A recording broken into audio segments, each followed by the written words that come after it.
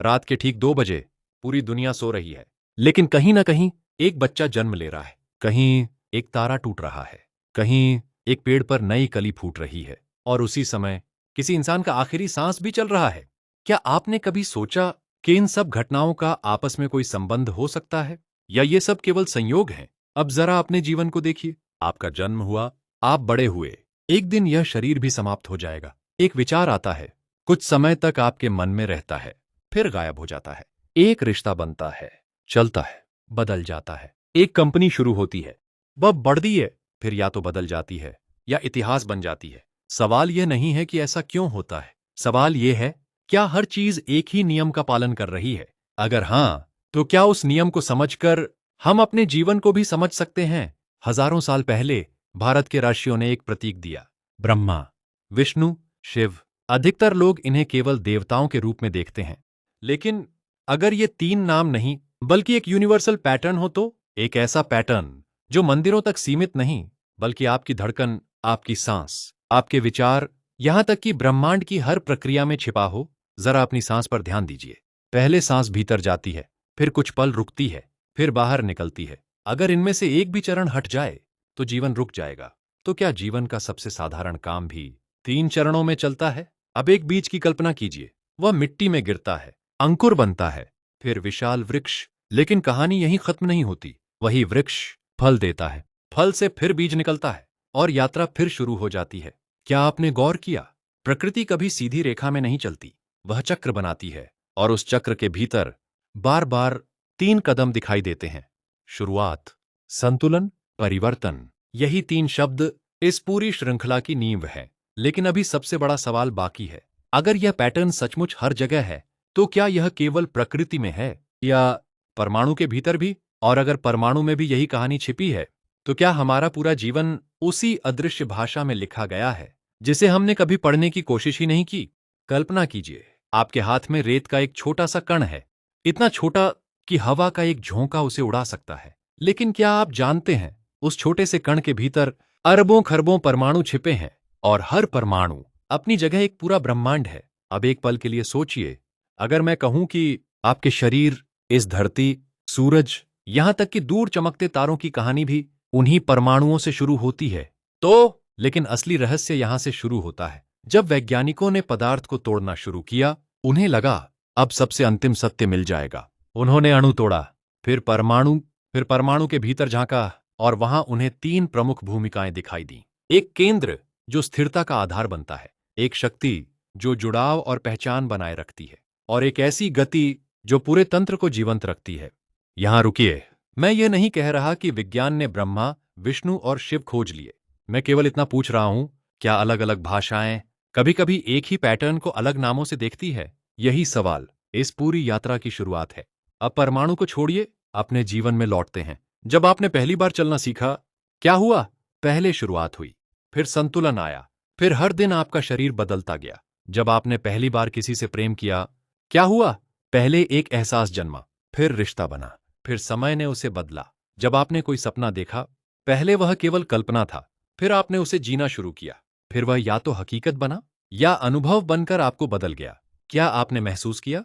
घटना बदल रही है, लेकिन ढांचा वही है। यही कारण है कि प्राचीन ऋषियों ने ज्ञान को केवल किताबों में नहीं खोजा। उन्होंने नदी को देखा, आकाश को देखा, पेड़ों को देखा, अपने मन को देखा, और शायद उन्हें हर जगह एक जैसी लय सुनाई दी। लेकिन अब एक सवाल जो शायद आपने कभी खुद से नहीं पूछा, अगर यह पैटर्न सचमुच हर जगह है, तो क्या हमारे दुख भी इसी पैटर्न को न समझ पाने से पैदा होते हैं? हम क्यों टूट जाते हैं जब जीवन बदलता है? हम परिवर्तन से इतना डरते क्यों हैं? क्यों हम चाहते हैं कि जो आज है वह हमेशा वैसा ही रहे? शायद इसलिए क्योंकि हमने परिवर्तन को अंत समझ लिया, जबकि प्रकृति उसे अगली शुरुआत मानती है। एक बीज अगर यह सोचे कि मिट्टी में दबना उसकी मृत्यु है, तो वह कभी वृक्ष नहीं बनेगा। एक इल्ली अगर कोकून को अपनी कैद समझ ले, तो वह कभी तितली नहीं बनेगी। और शायद मनुष्य की सबसे बड़ी भूल भी यही है, वह हर परिवर्तन को नुकसान समझता है, जबकि कई बार वही परिवर्तन उसकी अगली पहचान का जन्म होता है। लेकिन अगर यह सच है, तो फिर एक और प्रश्न खड़ा होता है, क्या हमारे भीतर भी कोई ऐसा अदृश्य कोड है जो बता सके कि अभी हमें शुरुआत करनी है, संतुलन बनाना है, या सब कुछ बदल देने का समय आ चुका है? एंडीगन वह कोड है, तो उसे पढ़ा कैसे जाए? यही इस कहानी का सबसे बड़ा रहस्य है। और अगले भाग में हम पहली बार उस कोड का नाम लेंगे जिसे मैं कहता हूं त्रिदेव का नियम, वही नियम जो शायद सृष्टि से पहले भी था और आपके अगले निर्णय में भी मौजूद है। अब तक हमने एक बात देखी, प्रकृति बदलती है, समय बदलता है, रिश्ते बदलते हैं, विचार बदलते हैं, यहां तक कि आपका शरीर भी हर पल बदल रहा है। लेकिन अगर हर चीज बदल रही है, तो फिर क्या है जो हर बदलाव के पीछे हमेशा एक जैसा रहता है? यही वह प्रश्न था जिसने मुझे इस पूरी यात्रा पर भेजा। और शायद यही प्रश्न कभी उन आर्षियों के मन में भी उठा होगा जो जंगलों में बैठकर आकाश को देखते थे, नदियों की धारा सुनते थे और अपने भीतर उतरते थे। उन्होंने एक बात समझी, जीवन को समझना है तो घटनाओं को मत देखो, उनके पीछे छिपे पैटर्न को देखो। उन्होंने उस पैटर्न को 3 प्रतीकों में व्यक्त किया, ब्रह्मा, विष्णु और शिव। लेकिन एक क्षण रुकिए, यहां एक बहुत जरूरी बात है। मैं ये नहीं कह रहा कि विज्ञान ने इन देवताओं को सिद्ध कर दिया है और न ही यह कि हर संस्कृति इन्हीं नामों का उपयोग करती है। मैं केवल इतना कह रहा हूं कि जीवन को देखने का एक दृष्टिकोण है जिसमें 3 भूमिकाएं बार बार दिखाई देती हैं। पहली, जो जन्म देती है, दूसरी, जो संभालती है, तीसरी, जो बदलती है। अब अपने जीवन की ओर देखिए। अगर आपके पास सपने हैं लेकिन शुरुआत करने का साहस नहीं, तो पहली शक्ति सो रही है। अगर आपने शुरुआत तो कर दी लेकिन टिक नहीं पाए, तो दूसरी शक्ति कमजोर है। और अगर आप पुरानी आदतों, पुराने डर, पुरानी पहचान को छोड़ नहीं पा रहे, तो तीसरी शक्ति का विरोध कर रहे हैं। क्या यही कारण है कि इतने लोग मेहनत करते हैं फिर भी वहीं के वहीं रह जाते हैं? क्योंकि वे केवल शुरुआत जानते हैं, संतुलन नहीं, या संतुलन जानते हैं पर परिवर्तन से डरते हैं। यहीं से मेरे लिए त्रिदेव मूर्ति नहीं रहे, वे जीवन का एक नक्शा बन गए। एक ऐसा नक्शा जो हर दिन मुझसे पूछता है, आज तुम्हें क्या करना है? कुछ नया बनाना, जो है उसे बेहतर निभाना, या जिसे पकड़े बैठे हो उसे छोड़ देना? हो सकता है यही प्रश्न आपके जीवन का भी सबसे बड़ा प्रश्न हो, क्योंकि कभी कभी हमारी सबसे बड़ी समस्या समस्या नहीं होती, हम बस गलत चरण में गलत काम कर रहे होते हैं।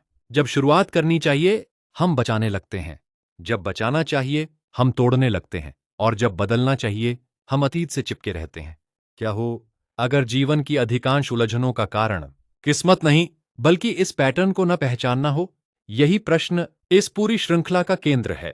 अगले एपिसोड में हम पहली शक्ति के पास चलेंगे, उस शक्ति के पास जो हर आविष्कार की शुरुआत है, हर प्रेम की पहली धड़कन है, हर क्रांति का पहला विचार है और हर इंसान के भीतर आज भी सो रही है। क्या ब्रह्मा बाहर कहीं नहीं बल्कि आपके भीतर है? यहीं से हमारी असली यात्रा शुरू होगी, क्योंकि अगला एपिसोड केवल ब्रह्मा के बारे में नहीं होगा, वह उस क्षण के बारे में होगा जब एक विचार पहली बार जन्म लेता है, और शायद वहीं से एक नया जीवन भी। आज सोने से पहले खुद से केवल एक प्रश्न पूछिए, मैं अभी जीवन के किस चरण में हूं? शुरुआत, संरक्षण या परिवर्तन? उत्तर अभी मत दीजिए, बस उसे महसूस कीजिए, क्योंकि अगले एपिसोड में शायद वही उत्तर आपके जीवन की दिशा बदल दे।